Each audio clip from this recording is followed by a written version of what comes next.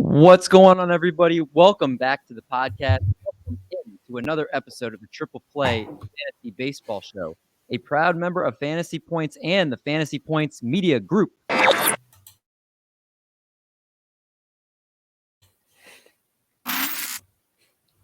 yeah, we got an updated Fantasy Points thing. I saw all the confused faces from everybody on the panel here. We always are spicing it up here. Remember, if you like that Fantasy Points little promo right there, if you use discount code TriplePlay22, you'll get 10% off all their great tools over at fantasypoints.com. D-Mendy here, joined by a piece of cake that has excellent ratios and volume. It's Art Tornabenny, a.k.a. Little Cheesecake, the LC. LC, how's it going? It's going pretty well. I'm excited to have our baseball back, of course, and I'm also excited to have my first post-baseball back draft coming up this weekend. So it's going really well. I'm taking everything in, trying to drink all the flood of news that's coming at us. What would that draft be, LC? That is the DARF draft, the DC area Roto Fanatic. That is all these. It's a live draft of all these local area analysts, including our boy Doc's going to be there. So it's going to be a good time. And you're the commissioner of this new league set, isn't it? Aren't you? I am. I think that we would not have a DC area league if I hadn't done it, because Doc wasn't going to do it, even though I probably tried to get him to do it. Facts. Well, I'm glad you stepped up and are going to provide that. And I have FOMO for missing out, but we will get to why Marty and I are not part of the DARF league here. But of course, another guy on the panel that it's somebody that tells his girlfriend's father they have the same name, Daddy. It's Eric Mendelson, aka the Doc. What's going on? What? You shake your girlfriend's father's hand. You say, "Hey, we have the same name, Daddy." Do you want me to say that to your wife's dad?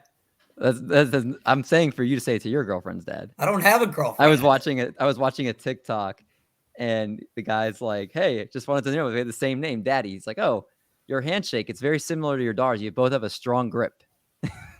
Everything about it was just freaking dying. The guy's freaking hilarious.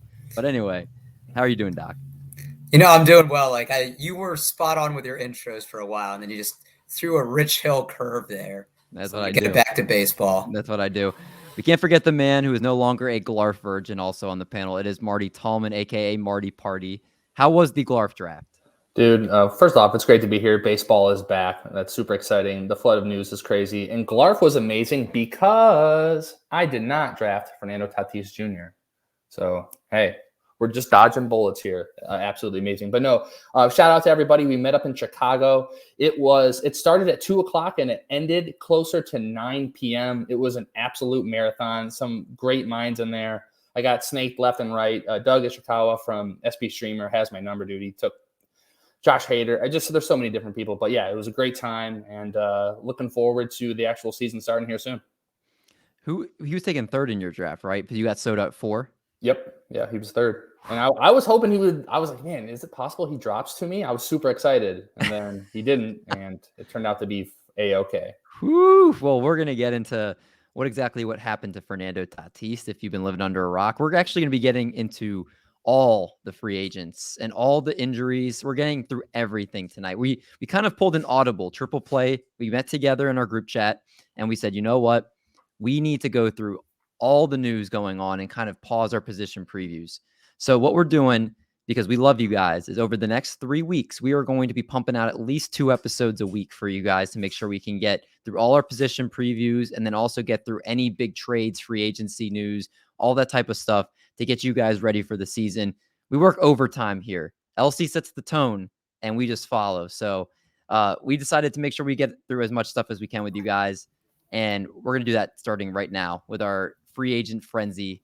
And we're going to talk about all the news. Let's break it down with what's happening right now. And we're going to go from the newest news to kind of what happened just a couple days ago. So baseball's back. First, we're happy about that. Now let's get to what's happening since baseball's back. First, the Brewers have signed Andrew McCutchen.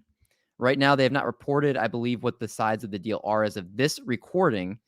But last season, Andrew McCutchen, not exactly what you would expect from him, but if you combine the 2 seasons together over the last 2, he's at 37 homers and has slashed a 232, 331, 441 slash line with a WRC plus of 106. And it seemed like he kind of did more kind of a platoon type of player as he's not being used obviously every day like he used to be. But this could be a big deal for the Brewers, who specifically people that have been wanting to draft Tyrone Taylor. This is kind of throwing a wrench into that. So I got to ask you guys, and Marty, I'll start with you. Andrew McCutchen to the Brewers. Do you like drafting McCutchen here? And then what does this do about maybe the Lorenzo Cain and Tyrone Taylor type of players out there? Yeah, so I'm actually super excited for him. This is a great landing spot for him. The offense needs to improve to kind of keep up with the pitching. The hitter's park is absolutely incredible for him. As compared to looking at Philadelphia last year, it's actually just slightly below what's considered a hitter's park, and Brewers on the other side of that is, as you know, pretty much a bomb show. So hopping over to roster resource, which we know isn't the Bible, but it's a good place to start. They have him slotting in as a DH. Shout out to the DH in the NL. Love that. And he's going to look like he's going to bat fourth, a sandwich between Christian Yelich and Rowdy Tellez. And did you know that Andrew McCutchen is actually younger than Lorenzo Cain? Or on the flip side of that, Lorenzo Cain is just slightly 4 months older than McCutchen. I thought that was interesting. Wow. So yeah, Cain's still going to be the starter center field. Even though at his age, he's still getting around, pretty quickly there. Still slotted there at center field. Hunter Renfroe is going to be at right field as they acquired him in the offseason. Yelich in left field. And then, it forces Taylor to the bench. But like you said, he's more McCutchen's more of a platoon guy at this point. So they're going to be switching him in and out. But overall, first off, he has a team, so we can all kind of understand where he's going to play. And I don't think he could have landed in a better spot. Yeah, I think it's great for them. And the Brewers already have the pitching, obviously. They just need to get some offense. And he's not a bad player to have on your team for sure. Yeah, and McCutchen hit 27 homers last year. That would have been tops for the Brewers. Willie Adames was the leader with 25. Luis Arias with 23. I mean, McCutchen played 144 games last year. That's with no DH. So if you can put him in that role, I mean, he could give you 150 plus if healthy. As of this recording right now, Blue Jays are making a push for Kyle Schwarber. Can you imagine Toronto? Wowza. That'd be crazy. But that's not actually anything hasn't happened with that yet, so we don't want to do that. So let's go to a trade that went down earlier today. The Mariners acquiring all-star outfielder Jesse Winker and third baseman Eugenio Suarez from the Reds. The Seattle's going to reportedly assume the entire 3 years, $35 million left on Suarez's contract. In exchange, they're sending pitching prospect Brandon Williamson, outfielder Jake Fraley, and right-hander Justin Dunn, and a player to be named later to Cincinnati. Jake Fraley and Justin Dunn were on the Major League roster, so these are players you would expect right away that are going to be used by the Reds here. But, I mean, Jesse Winker got his due as an all-star first time last season, WRC plus of 127 or better. In 4 of his 5 career seasons. You know how much he struggles against lefties. He doesn't usually get in the lineup very much versus lefties, but against righties, he just absolutely rakes. And Suarez, maybe a change of scenery. You already know he has 40 home run potential, but the Mariners look like they are all in here, and the Reds look like they are just fire sailing, and they're the Oakland A's of the National League right now. LC, what did you make of this move? I'm really wondering what Winker does outside of the Great American Small Park, whether that power is going to translate as much. Suarez, is someone who a lot of people had pegged, because he has that positional, multi-positional flexibility from his time at shortstop last year as a lot of people had pegged him as like a good selection around pick 200. I've always been dubious, especially since his batting average hasn't recovered. He's going to a worse hitting ballpark right now. So I'm still kind of hesitant, and I'm hesitant that the power is going to come through as much as we had expected it to come through if he had stayed in Cincinnati. The Reds, the pitching prospect was a Willingham. I heard some talk that he slots in as the number 3 overall prospect in the Reds system now. I don't think it was a great haul, but Dunn is a big league pitcher. Fraley is a big league hitter. They got some help at the major league level. And they gave up, obviously, they felt that Winker and Suarez were expendable, and they were looking to get something for him. I do. I think that I wait to see whether or not the power goes in the same way that they had last year in Cincinnati when they get to Seattle. Yeah, as of right now, Jesse Winker in left field. You got Jared Kelenic in center, and then you're gonna have Mitch Haniger in right. You got Kyle Lewis coming off a serious knee injury. They report he's not gonna be ready for opening day. But then you have Taylor Trammell and Dylan Moore potentially as depth options, and then you obviously have the monster himself, Julio Rodriguez, potentially coming up mid-season. And that team is just absolutely loaded right now. Maybe they'll make the playoffs. I hope so. I think they have the longest drought, if I'm not Since mistaken. 2001. Yeah, so it's... I definitely think this does say that Rodriguez doesn't start the year with the team. I think this kind of seals that. Yeah. And just real quick on Winker, I mean, with his power, I mean, when you look at, because I brought up his Baseball Savant, and actually shout out to Baseball Savant. They already have the the Mariners Park over his home runs from last year. And none of these are wall scrapers. So he barrels the ball in the 74th percentile. His max exit velocity is in the 89th percentile. So when he makes contact, it's not like he's just scraping the top of that wall. He's in an absolute bomb. So I think it's more, for me, Winker's more like it's equal. I don't think it's going to go up or down. There's a better lineup now. So I think that's going to help his counting stats. Obviously, the park isn't as good.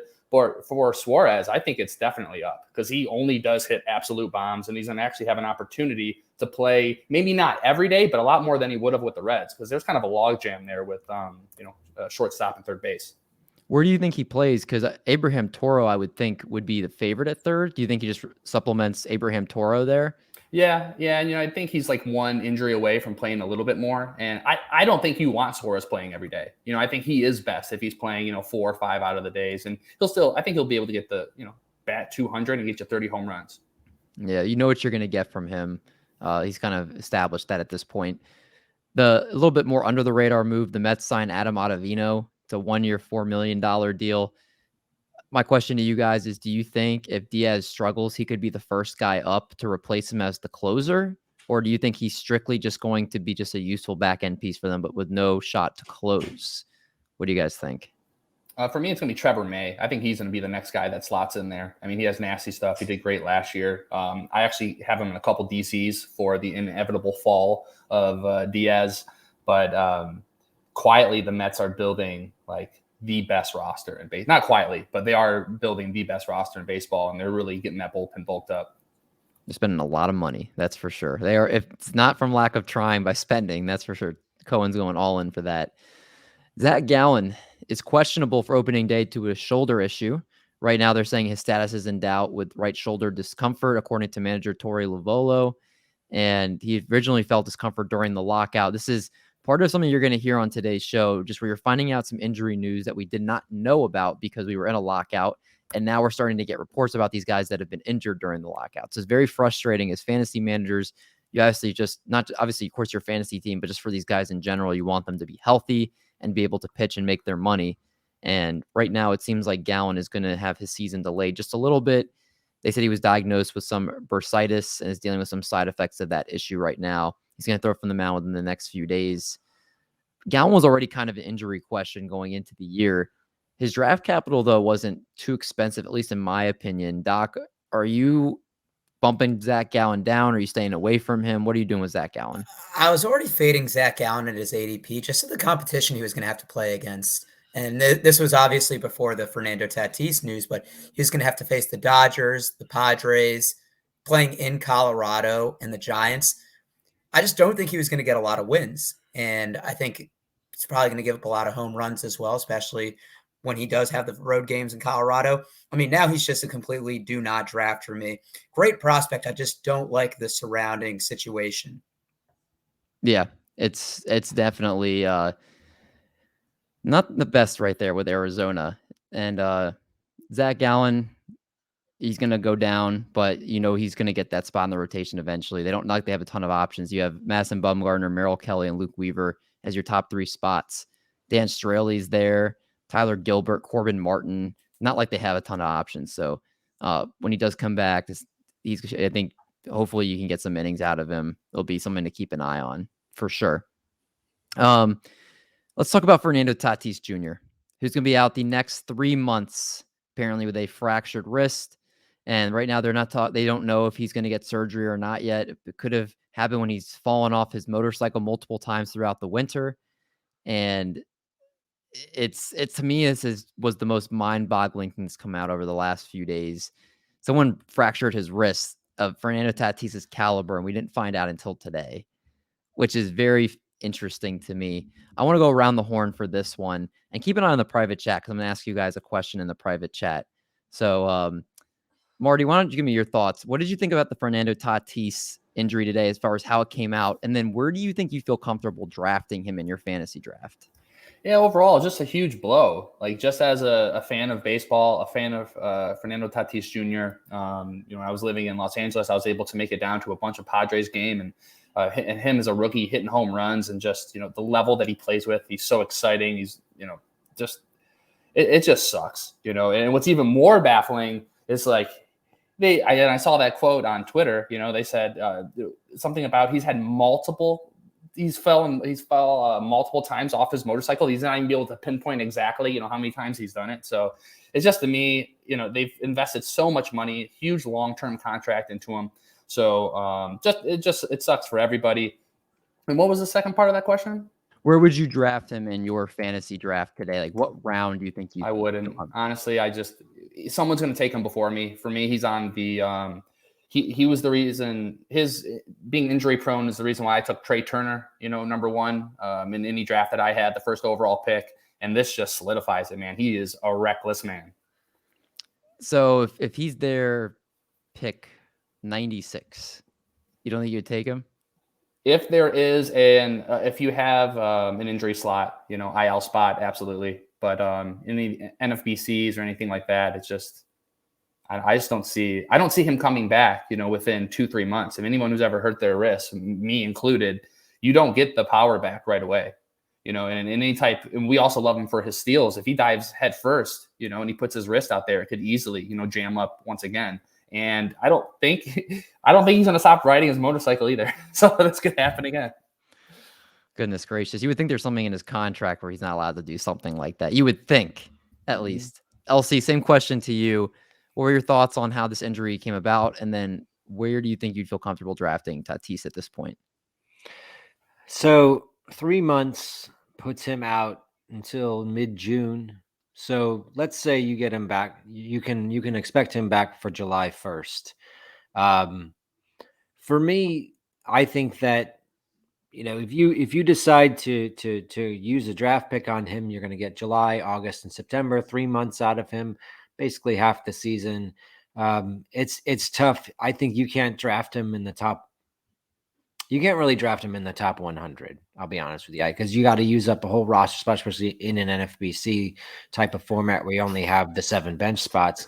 So I think you have to use him in a spot where, like, you can stash him and you can't take any other stashes. So he's your one stash, but I don't think you can take him because you're losing so much value against other top 100s. I don't think you can take him in the top, like, 100, 120 or so. That's just my personal opinion on it. How the news came out, obviously it's disappointing to find out that, we could have known that he was really injured, like seriously hurt, months ago, and that would have really helped our offseason prep. And I would not have. I've drafted Tatis first overall in drafts, and it's, you just got to take that on the chin when you do it, because you can only go with the information you know. The fact that the team and Tatis all knew that he wasn't going to be ready for opening day, I'm just disappointed by that. It would have been really nice to know. Did you answer where you felt comfortable taking him in your drafts as far as where we'd have to fall for you to scoop him up? I think definitely outside the top 100, probably outside the top, like, 120 or so. Oh, so you're really dropping him down, LC. Yeah, because you're only going to get half of a season and you have to keep him on your bench and you have to hold him. So I think just like all of that complication, having to hold him and only getting half of a season, like, you're only getting half of a season. I think that makes it hard to take him in your first, like, 8 or 9 picks. And I mean, you have to look at it this way too. Like there's talk right now that they said maybe he should just get his shoulder surgery too. And if he gets both of those, he's probably out for the year at this point. So if you're drafting tomorrow and he ends up deciding to get his shoulder surgery, this weekend, then you're probably out of luck completely because at that point he's probably out for the year. So it's a very scary proposition to draft him right now. I heard, they talk about on the Rates and Barrels podcast about potentially taking him and then you draft someone like Brandon Crawford. And then, you're able to pair those guys together and, you're not going to use high end draft capital on two shortstops. So you get someone later on in the draft like that, who might be like a league average player. And then you combine their stats at the end of the year and you might have like a third round player between the two of them. So like there's that kind of route you could go as well. Doc, what are your thoughts about this whole Tatis situation? Well, it's interesting. In our group chat today, I brought up that idea where, let's say 3 months, the Padres aren't where they want to be. And keep in mind, they missed the playoffs last year, and they have a similar roster this year. Yes, they're getting Clevenger back. Yes, hopefully Blake Snell does what he did the second half, but they didn't make the playoffs. So they're not a shoo-in to be a favorite, even though they look really good on paper. Tatis is in the second year of the $14,340 million extension. He is a long-term asset to them. And you have to think if there's any chance that they're going to bring him back and they don't feel 100%, that they might play it safe. Tatis, maybe he plays 10, 20 games. The Padres aren't in contention and they shut him down and have the shoulder surgery. So maybe not even he misses the entire season, but he only plays a limited amount of games. I mean, I'm not drafting him at all because I know I'm just not going to get him at a price that I feel comfortable. But he was already shaky coming into this year because of the shoulder. And I think it's just even more of a risk now. Yeah, I'm at the point right now where I was talking on a Twitter live or whatever it's called, Twitter Spaces. And when the subject came up and I said, I think I would take him probably somewhere in the 6th or 7th round where it stands today because of the upside he can give you. And I would just take that gamble. And like we were saying before, I might take a shortstop that I can just plug in for that time. But obviously, if we start hearing things, then that's going to keep dropping at this point. So it's kind of depends on your risk. And we also kind of brought up the point, I don't know how you guys feel about this too. It depends on the league you play in, right?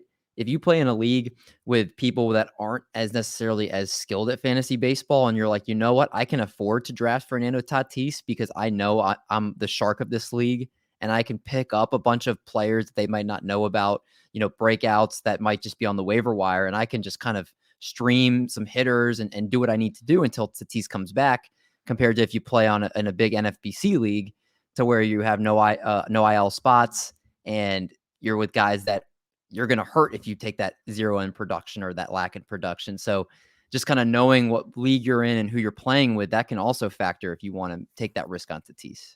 Yeah, and speaking of the league, so I'm looking at the Glarf draft board, and guess who went in the 6th round? Mr. Bobby Witt Jr. So, David, let me ask you, at this point, who would you rather have? Fernando Tatis in the 6th or Bobby Witt? Oh, give me all the Bobby Witt Jr., all of it. I'll eat all that up. Shout out to Adam Howe, who actually drafted him. I was on his pod, and I told him that's like my big hitter for this year. He seems like he's on board with it as well. So I'm not shocked he made that call as well there. Was he at the draft? Yeah. Oh, you got to meet Adam Howe? Oh wait, no, he was not. He was not at the draft. No. Oh, I'm not as jealous. In spirit and in video. Okay. Well, I mean, he is the man. There's no arguing that. All right. Let's go now to some other big news. Another big trade that went down today, March 14th. The Oakland Athletics, trading Matt Olson to the Atlanta Braves, which is signifying the Freddie Freeman era in Atlanta is over. And Matt Olson is now going to be their new first baseman. The package going back to Oakland is Christian Pache, Shea Langer, I think it's Langer. I should know how to say his name. I think it's Langoliers, Ryan Cusick, and Joe Estetis. I got to ask you guys, I'm not asking you to judge the prospect haul per se, but what did you think about this trade? Matt Olson was obviously one of the best players in baseball last year. He's the consensus, I think the third first baseman going off the board right now as far as an NFBC. And he's somebody that is going to be good for this Atlanta lineup, but he's not going to have the presence that Freddie Freeman obviously did with what Freeman's done for them for so long. Were you guys shocked that the Atlanta Braves seemed like they just gave up on trying to bring Freddie Freeman in and just went this route, Doc? You would think he would learn from now. He's a rookie and left his thing on mute. It rarely happens to me. I would say I'm surprised, but I'm not, because we've seen the owners don't really care about baseball. They care about profit. And that's what we've seen with the Reds getting rid of people for no reason, just so that they can shed payroll. I think, it was interesting. I was talking with somebody today. The Braves are doing with Freddie Freeman what the Nats should have done with Steven Strasburg, where they should have just let him test the market, because he was just coming off a career season, which they won the World Series, and they paid him for what he did in the past, not in the future. But if you're the Braves, you got Acuna and Albies at steals. Freddie Freeman has been with the organization since 2006, 2007. You have to bring him back. That just shows the fans you don't care. And the GM, the video of him tearing up, knowing that they weren't going to bring Freddie Freeman back, that just shows you what you need to know. It's just an embarrassment. Yeah, I feel for Braves. I didn't see any Braves fans today happy about the signing at all, or happy about this trade.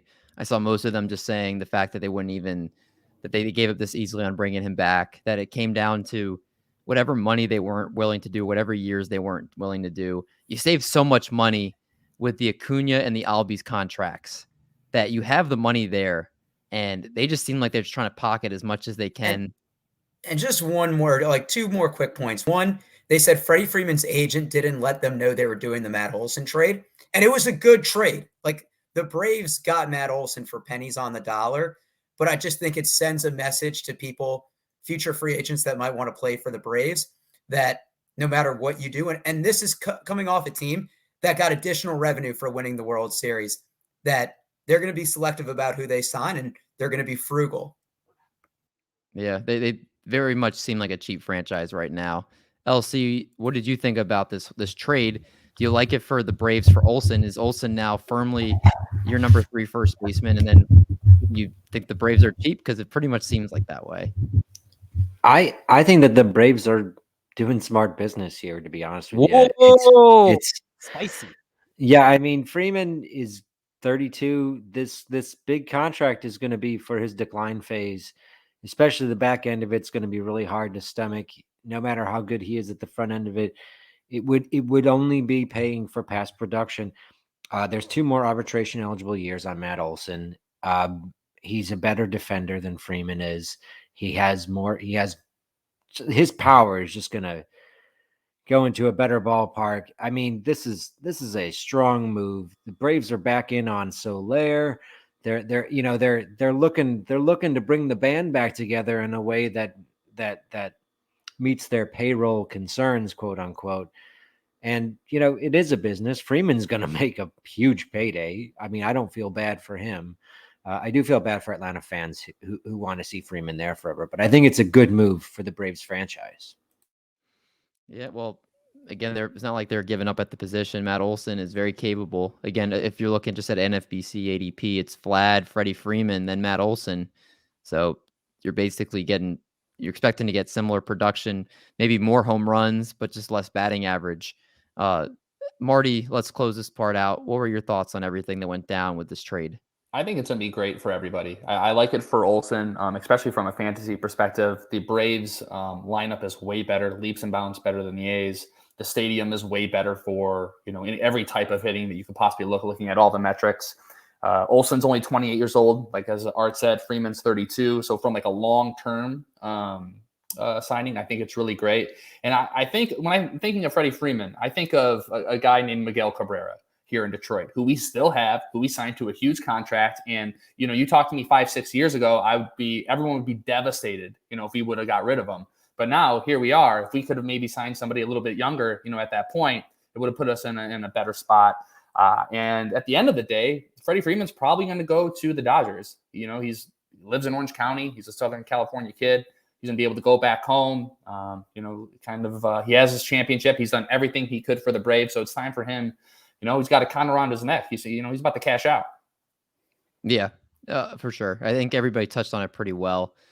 Let's go to another move. The Washington Nationals made a surprising signing by signing designated hitter Nelson Cruz to a 1-year deal worth $15 million. And the contract includes a mutual option for the 2023 season. Obviously, he's been one of the best bats in baseball for over a decade. He's posted a WRC plus of at least 106 each season since 2008 and a WRC plus of at least 122 in each season since 2013. And this was not a guy that just had one or two teams looking at him. This is with the expanded DH across both leagues now. There was a lot of teams that are interested on him. And I'm assuming it was probably the Nationals mostly because they probably offered him the most money. But the Nationals are not a team right now that's contending, which is the thing that's very confusing to me. You think he's probably going to slot in between Juan Soto and Josh Bell. He's got 30-plus home runs, obviously, in that bat. We went from being him not signed to him signing somewhere. Where do you think he is in relation to where he was going in his ADP? Are you bumping him up? Are you taking him down? Because as it stands right now, NFBC ADP has Nelson Cruz. I believe, if I'm not mistaken, he's going around pick 180. I'm going to look over the last few weeks here, but that was what he was consensus. What are your thoughts about this, Cheesecake? Do you like the spot for Nelson Cruz? I like Nelson Cruz anywhere but Tampa Bay, I think. So, because it just seemed like Tampa Bay he did not hit well in that stadium, like a lot of hitters don't. I think he's going to be, he's in a long and slow decline phase, but he's still going to be very good. And I think that the Nationals needed to sign some lineup protection seriously, or else Soto was about to break Barry Bonds' walk record. Well, speaking of protection, and you can use this in more ways than one.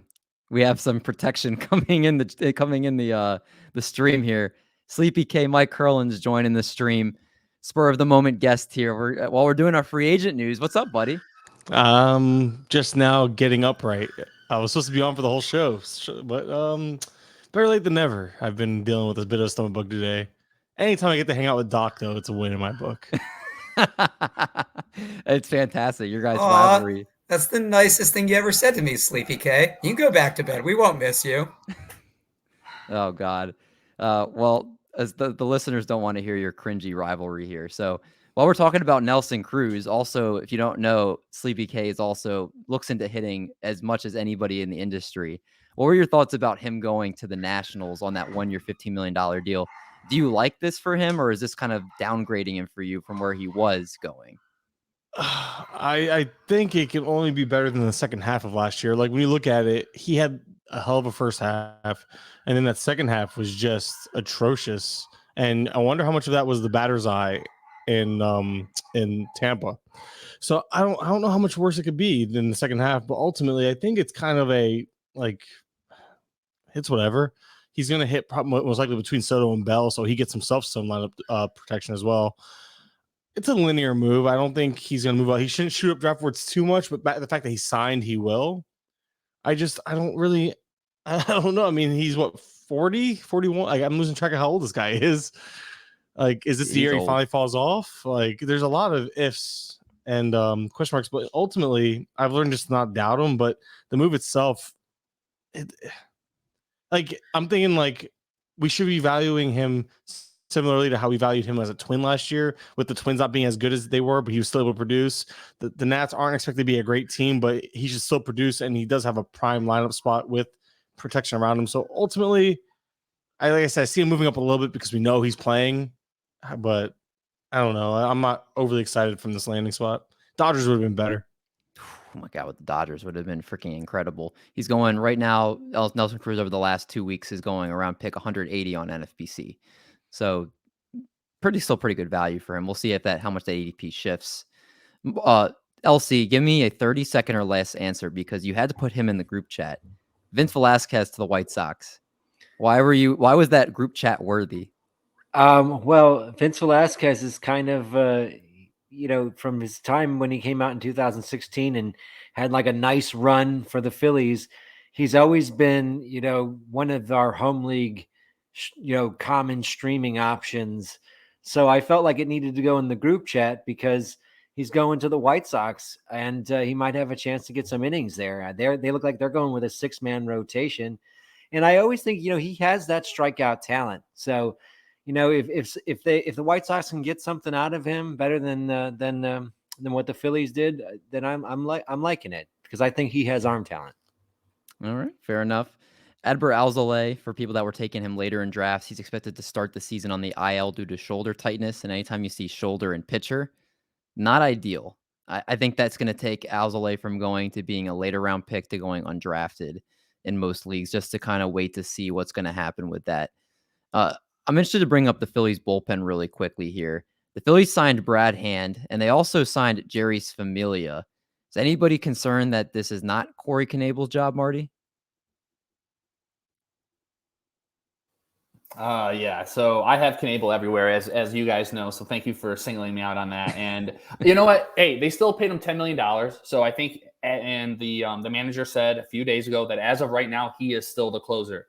That being said, I think that if you do have him, you may want to spend some money on Fab to scoop up who's going to be the handcuff there. But as of right now, I don't think anyone has tons of confidence in him anyway. So I don't think it's really going to deter anybody. But for closer, he has the role as of now, so we'll take it and run with it. And LC, the Diamondbacks signed Ian Kennedy. All your Mark Melancon shares, are you screaming? Are you worried about your Mark Melancon shares? I'm not. I'm just also glad that I didn't get any Ian Kennedy shares, because I think it's Melancon's job. And I was sort of targeting Kennedy late in drafts. It never worked out correctly for me, but I know a lot of people who thought that he was going to get one of the open closer jobs, and I think it's Melancon's. Okay, let's go to another big trade, and this is a multi-part trade. So we're going to break down the first part and then the second part, and then what it means for all three teams, because this is going to be a big chunk right here. And it all, of course, has to involve my Minnesota Twins. And the first part, the main part of the deal, Mitch Garver going over to Texas, Isaiah Connor-Falefa going to Minnesota. Very much don't understand that move.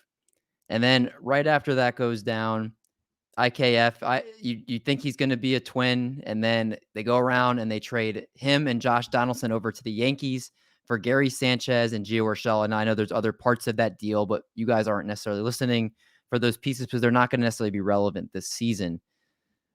I'm curious, what were your guys' thoughts about everything about what are the Twins doing right now? Because there's another trade they made that we're going to examine in a second. I personally was not a fan of this at all. Either of the trades that they made, I think the other teams won both trades. Personally, I know the Twins unloading Donaldson and his $50 million definitely is a win. That's the one thing I will say I can understand. But I'm looking at the potential things that they're looking to do, and part of me is still concerned that they're just looking for these short-term Band-Aid fixes that aren't necessarily going to be long-term pieces, at least for the pieces they're trying to acquire right now. Help break this down for me, Sleepy K. There's a lot of hitters exchanging hands here. Start first with the Texas side, the Texas Twins trade, and then you can transition to the other one. What were your thoughts about all these pieces going in these trades? And he's on mute. I am on mute. All right, sweet. I forgot I pressed the mute button over here. I don't know. I think you hit the nail on the head when you said I don't know what the Twins are doing, because it just seems like a bunch of odd moves. I understand unloading the contract of Donaldson. That made sense to me. So I get, because that's them trying to be cheap and all that. But like I read something today that they got Gary Sanchez, in this deal, which again we'll talk. I guess I don't know what deal anymore. I'm just looking at their roster right now and it's all over the place. But they got Gary Sanchez today, and they're talking about him being a DH. So who's going to catch for them? I think, is Jeffers still in line to be the primary catcher? He is, but he's a defensive catcher. That's what I'm thinking. And then Sanchez is supposed to DH/backup catch, but on roster resource, it has him plugged in as the catcher. Curl off at DH. I'm like, no, Curl's supposed to play first base, but then you have Sano, and then you have Urshela. I'm like, what the hell's going on? I like Jose Miranda a lot. I really think this opened up, if anything, it opened up a huge opportunity for him to come up and just do stuff. He looked great in the minors last year. Has a bat that should be ready for the major leagues. Apparently defense is his problem, but I don't know if this team is necessarily done making moves. But when you look at it, the team still isn't bad. Like, I'm looking at their roster right now, and it's not bad. It has depth now. Like if you go look at it, it's not pretty, but that division, this is the final year where they get to play heavily in this division. I think the Twins can still be competitive with this team. I mean, maybe there's a lot of swing and miss in the middle of that lineup, but I don't know. I'm looking at it, I'm like, meh. Like we see the Guardians do something similar every year where they compete with a lackluster offense and their pitching carries them. They're gonna make moves on the pitching side, so maybe they can surprise us. I don't know. I'm trying to be optimistic. But I don't. You're right. I don't get what the hell I'm looking at. What did they do? I don't know. It feels like a bunch of weird moves. It really is. I mean, yeah, maybe there's rumors Trevor Story could be their shortstop they're bringing in, which I guess then it would make sense to use that money for him. I very much am in on Jose Miranda this year. I think he's going to be a huge boom for that lineup. So, if this creates an opening for him to be able to play, then I'm very excited for that. But they haven't necessarily said he is going to break camp with them yet. I think there's something we're going to have to wait and see on. And Luis Arias, to be honest with you, is just empty batting average at this point. He's not an exciting player, not somebody that you would want most of the time outside a super utility role. And right now he's slated to start, which is not ideal right now. So he has good on base skills though. So at least he's not like for real life baseball. I think he's better than fantasy. That's the thing. So I think he actually will stick towards the top because he is really good at getting on base. Doesn't strike out a lot, makes a lot of contact. His on base skills have been proven to be good enough to be a leadoff hitter on a real team. Not like, again, fantasy purposes, not exciting, doesn't really do much for you, but wouldn't be surprised if he stuck there, at least on the strong side of a platoon. I think last year he even platooned at times, but always leading off against righties. And as a lefty, it makes sense. Doc, did you have any strong thoughts about that? Or go ahead, Elsie. I just wanted to say that Arias showed up in the best shape of his life. So it's true. He worked out with Nelson Cruz all off season. The man is swole. He's looking good. He's feeling good. I saw it on the Twitter machine. So, it's a fact. It's best shape of our life season. I've been so excited to hear that again. Doc, if you have any thoughts about this before we go to their pitching move, go ahead. I just think it's interesting they swung trade IKF. They got him and then flipped him right away. Took whatever small profit you want to say. I think it's a little bit of a decrease. I mean, Gary Sanchez and Mitch Garver are catchers that have power but high K rates, and I think both needed a new change of scenery. And I get it from the unloading contract perspective. I mean, here's the thing. The players the Twins got are probably more durable than Donaldson and Garver. So if you look at it from that perspective, I actually think it's a win for the Twins. Yeah, tried to rhyme and couldn't work. I will make note that the Twins spent right now, as it stands, they're spending about $94 million on the books. And they spent anywhere from 125 to 131 from 2018 to 2019. So if they get near that type of salary, they still have over $30 million to play with to bring in free agents for next season. So they may not be done. I thought they were going to flip Gary Sanchez, though, and it sounds like they're keeping him. So you just hope a change of scenery could maybe affect that and do something different there. Now, Marty, I'm going to flip over to the pitching side because they also made a big move as far as a pitcher as they acquired Sonny Gray and they gave up Chase Petty for him. Chase Petty is one of the few picks in the 2021 draft this year I actually had watched a little bit of because he actually came up on a random highlight, like one of the recommended YouTube videos when I was looking at prospect stuff. It's like a local high school throws 100 miles an hour in perfect game, and it was Chase Petty. And he actually is from the town that I'm going to be moving to in New Jersey, which is actually pretty wild. So I've actually followed him a little bit for the last year. Throws 100. He's projected he could be a frontline arm. He was the first round pick for the Twins this year. So he is a pretty good prospect they gave up for. But Sonny Gray is under team control, so it also works out for the Twins. Do you like Sonny Gray in Minnesota? I absolutely love Sonny Gray in Minnesota. I mean, I don't think anyone's happier for this trade than him. I mean, getting out of the Great American Small Park. And yeah, for the Reds, I mean, Chase Petty, I mean, the Reds have no interest in winning right now. They have no interest in spending money. So then just gobbling up as many top, high-end prospects as possible, that's what's going to be good for them. But yeah, back to Sonny Gray. I mean, when you go to his roster resource page or his Baseball Savant page, everything looks great there. His ERA was a little bit up, 4.19 last year. But the K percentage is still in the 72nd percentile.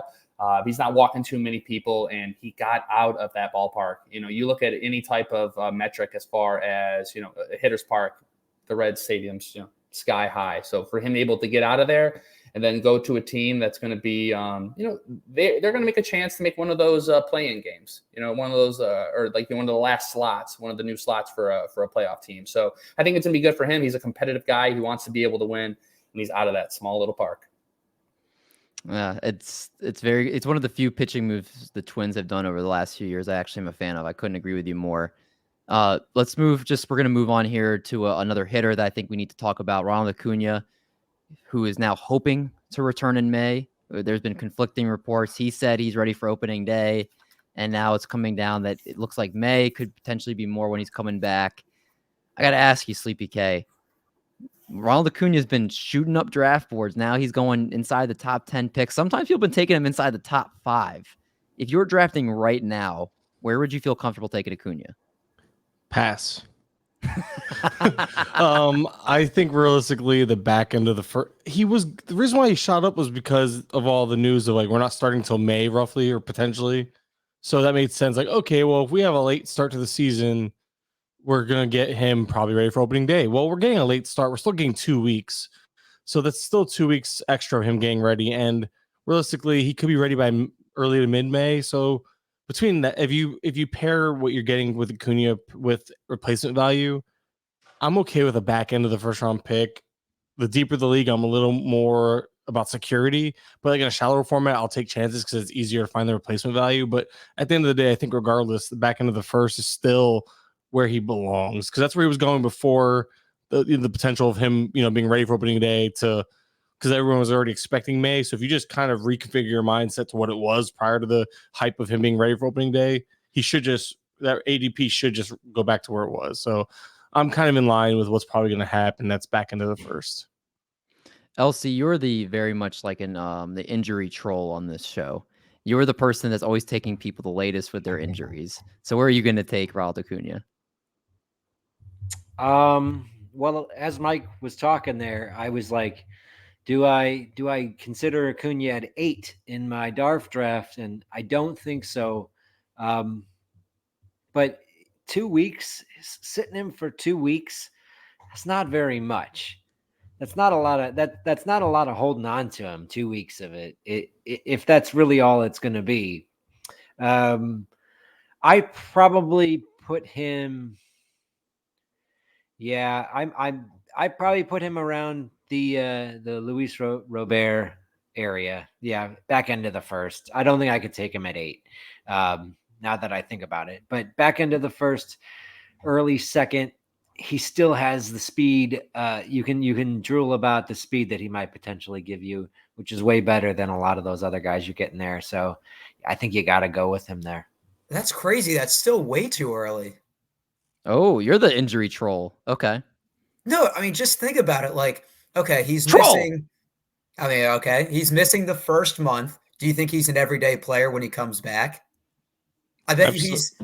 Absolutely. I bet you he's 2 out of 3 or 3 out of 4. Why would they play him? They have the every DH. They have the DH now to keep him healthy. They're going to rotate him in and out. Yeah, they're going to rotate him in and out. Doesn't mean he plays every day.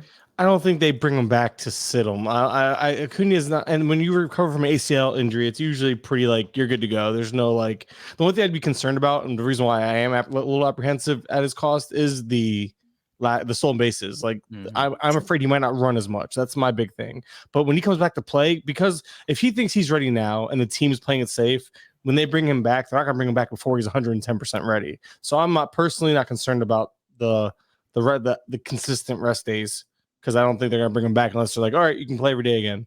And Ronald Acuna tore his ACL July 10th. Let's say he plays May 10th. He hasn't faced live pitching or an in-game situation in 10 months. You think he's just going to pick it up and be a 300 hitter right away? There's probably going to be rust to begin. I'm not too concerned. Personally, again, it's all about personal preference. I'm not concerned. I don't doubt the talent. It's Ronald Acuna. I don't doubt the talent either, but there's a ramping up period. I understand that, but when you're a special talent, I don't think the same rules apply. And maybe that's just me. Maybe I need. I'm sure there's research behind that would either debunk what I just said or not. But it's like it would be the same thing with Soto. If Soto was coming back from the same injury, I wouldn't be doubting Soto's skill set either. It's just there's a certain amount of talent and a certain amount of I just kind of have these expectations of a player. I don't doubt it as much with him. Maybe again, maybe it's biased. Maybe I don't know what you want to call it. I can't prove it, but I just don't have the same level of concerns with a true start talent. That's like Mike Trout. Mike Trout hasn't been healthy in years, but we know when Mike Trout hasn't played, you want to talk about injuries and all that. He's come back from a calf that made him lose most of the year last year. He missed more time than Acuna, and now he's going to come back. Are you really going to doubt Mike Trout? No. And there's a ramping up period, but I guess what the argument, I bet you Acuna's going to ramp up in the minors. He's not going to just come back without ramping up prior to coming back. Yeah, and I think that's why we've seen a downgrade to Mike Trout, and Mike Trout has been consistent over a longer period of time. I think when healthy, he's by far the best hitter overall in baseball. Yes. But he just hasn't been able to stay healthy. But now we're seeing it reflected in his ADP, and this is Acuna's first serious injury. I think there's a mental aspect. If I'm wrong, I'm wrong. I wouldn't take him till end of round 2 earliest, just for me. And you hit on the point with the stolen base also. Like, Marty, would you say roster resources pegging him for 22 steals? I can't see any scenario where he hits that.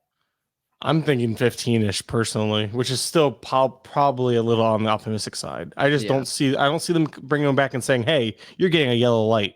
Like in general, they're going to say Acuna do Acuna things or not. I don't think there's any. I have a hard time thinking there's any in between. He's not old. He's in his prime still. And my understanding about ACL injuries, although minimal, is when a player comes back from them, it's usually just as strong, if not stronger, right? With ACLs, I'm not sure. Again, I can't speak. I'm not an expert on this. I'm no Dr. Dave. But I can't think of a better way to transition from Ronald Acuna than someone who's going to be better than him this season in Lewis Brinson. Lewis Brinson. God. Is there any hope for my guy this year? Spring training goat. Just expect a couple of spring training home runs, hit 340, and then do nothing in the regular season. That is literally, you can every year. That's what you're getting. Spring training goat and falling on his face. Is there anybody that you want to succeed more than Lewis Brinson with his prospect pedigree, how hard he works, the potential you've seen? Like, he's the guy that we're all rooting for, right? Right? He's not on the Marlins anymore. Kick rocks. I'm not biased at all. If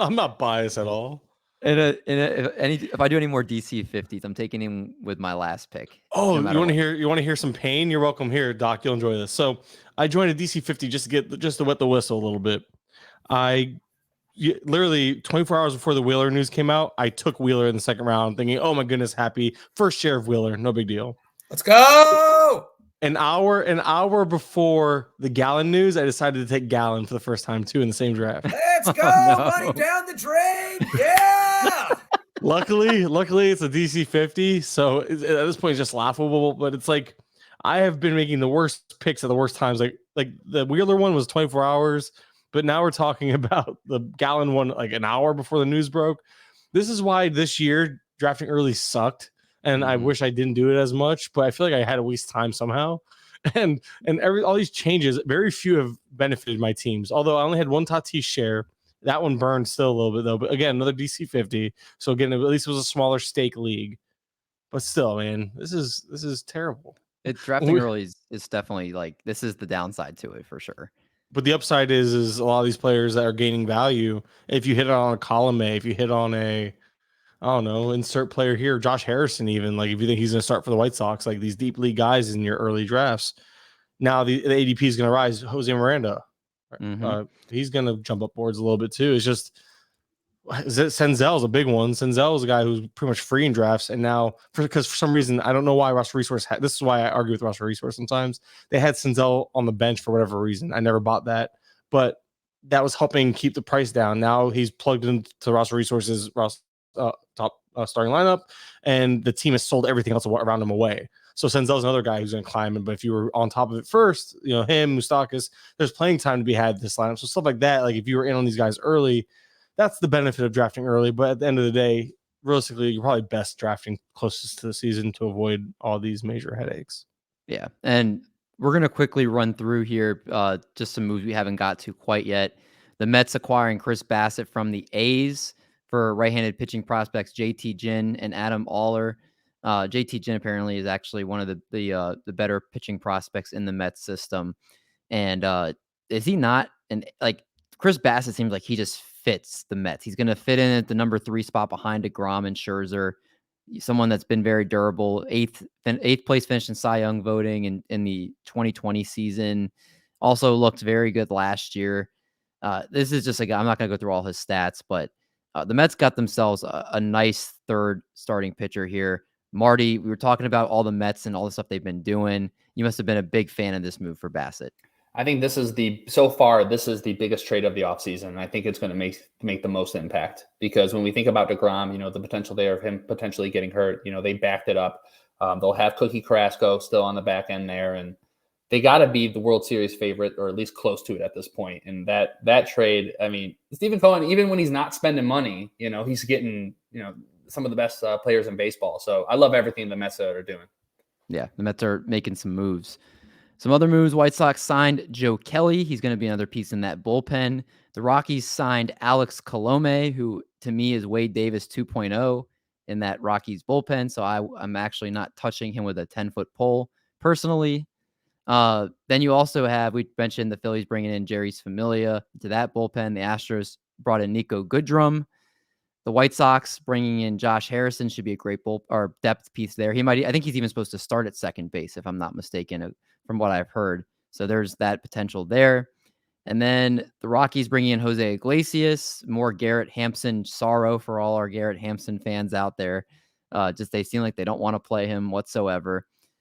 Let's talk about the Giants really quick, because they brought in Carlos Martinez, and more notably, they brought in Carlos Rodon on a 2-year deal.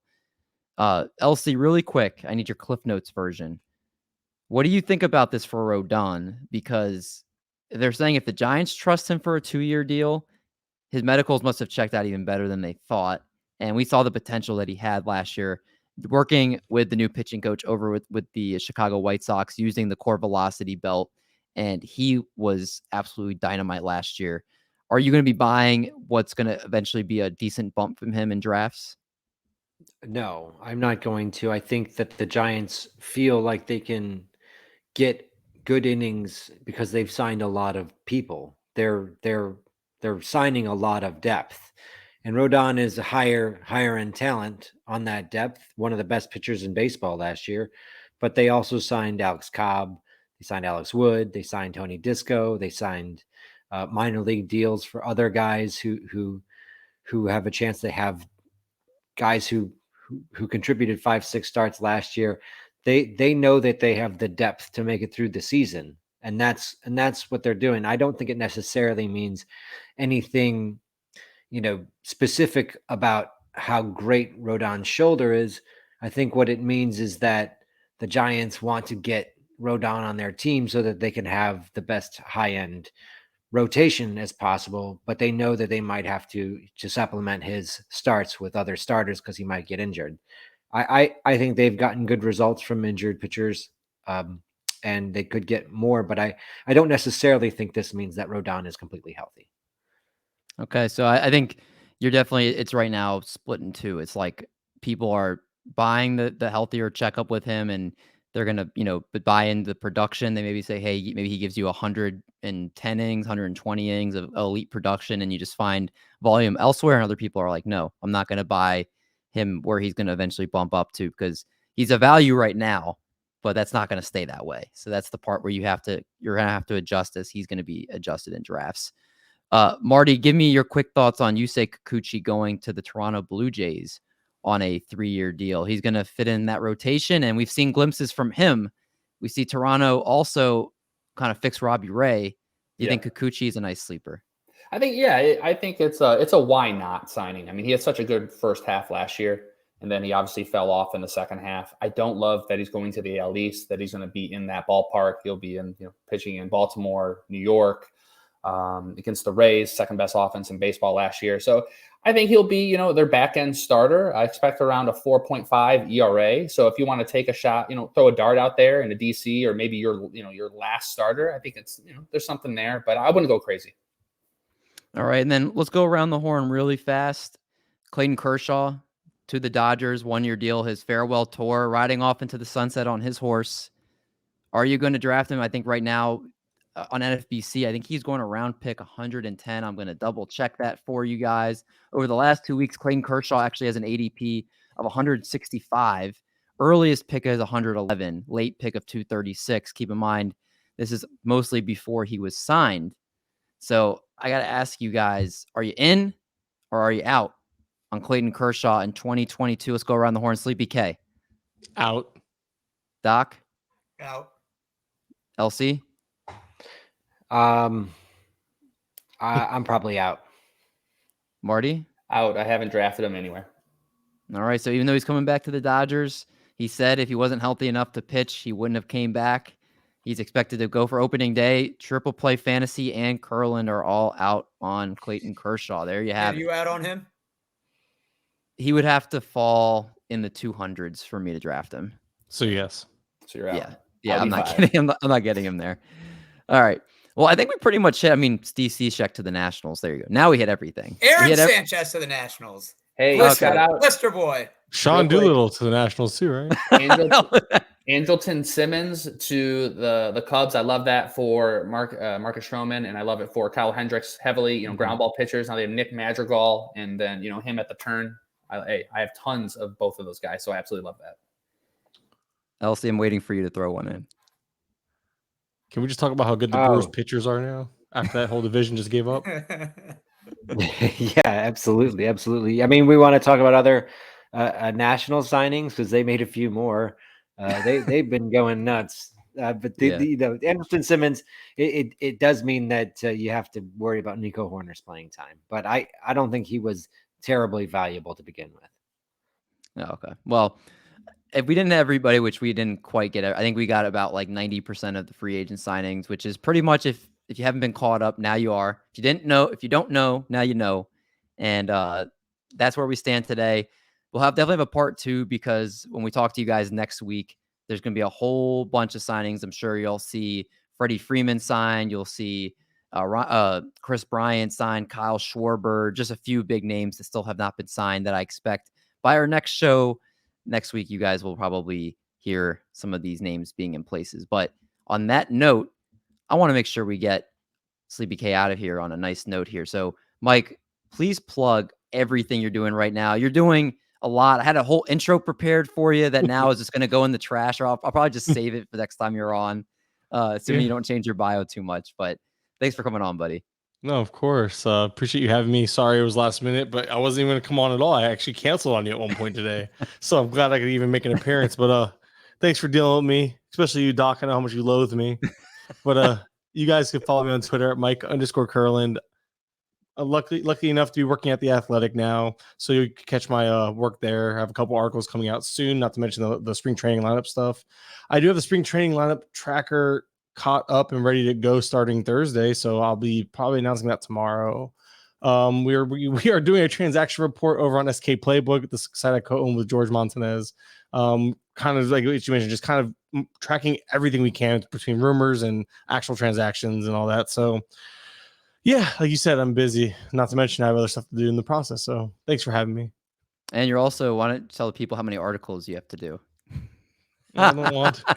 I'm so overwhelmed. I signed up for a whole bunch of articles back when we didn't have baseball. Now we have baseball, and spring training is kind of like I take no breaks in spring training. So I get to make up ground on the articles I signed up for, plus cover spring training daily, at least lineups. So yeah, I got the ibuprofen ready for the headaches, and I'm ready to go. See, I'm not kidding. It's right here. He is all ready. And Mike's a good friend of the show. Glad to have you back on, even if it's just half the show, because your presence is a present here. So that's all that matters. Buddy. I mean, I do it for Doc. I do it all for Doc. Well, on that note, we're gonna get out of here. Like we told you guys in the beginning, we'll be doing 2 episodes at least 2 episodes a week for the next few weeks to get caught up before the season tips off. I think it's 3 weeks from now, so it's right around the corner. We'll be doing our next episode, starting pitcher preview part 1 with Casey Bubba. It'll be our top 30. You guys will be hearing that later this week. We'll actually be recording that right now, so don't worry. We're not going too far from you guys. But until then, everyone stay safe. Happy drafting. And we're going to make like a bread truck, and we're going to haul these buns. Catch you guys in the next one.